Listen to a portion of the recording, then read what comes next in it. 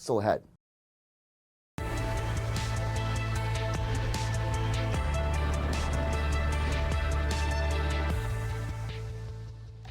Well, now that the Democratic ticket is settled with Minnesota Governor Tim Walz signing on as VP, the 2024 election is in full swing. Yeah, our Blessing Uchukwu spoke to some Texas delegates ahead of the Democratic National Convention about the impact this could have with Latino voters.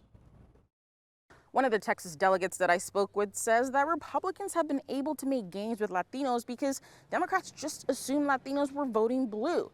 He says Democrats have to do a better job of working to get that vote. Yeah, we haven't seen Omar. That's because it has been a busy season for the Dallas City Council member. Omar Narvaez is one of nearly 300 delegates representing Texas at the Democratic National Convention in Chicago. He's no newbie to the event. I've been a national delegate before. I was an Obama delegate in 2012 for his re-election. For Jasmine Flores, this is all new territory. This is my first convention that I go to, so one is just taking in the energy from Democrats all over the country.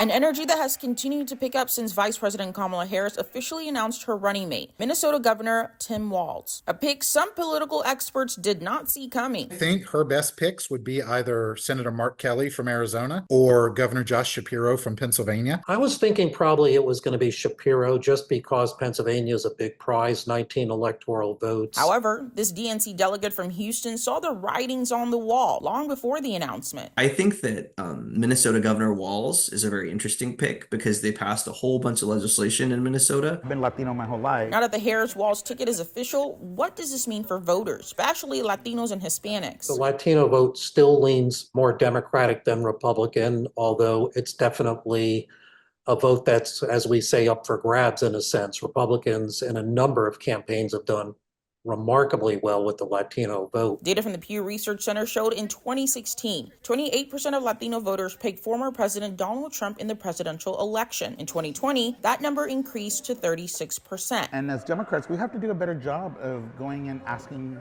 for their vote. We can't just assume that they're going to vote for Democrats. And we saw some of that happen in the Rio Grande Valley in the last couple elections. Speaking of the border, a political expert says that's also going to be a big hurdle for Harris with this demographic. I think that we're going to see a closely contested election among Hispanic voters.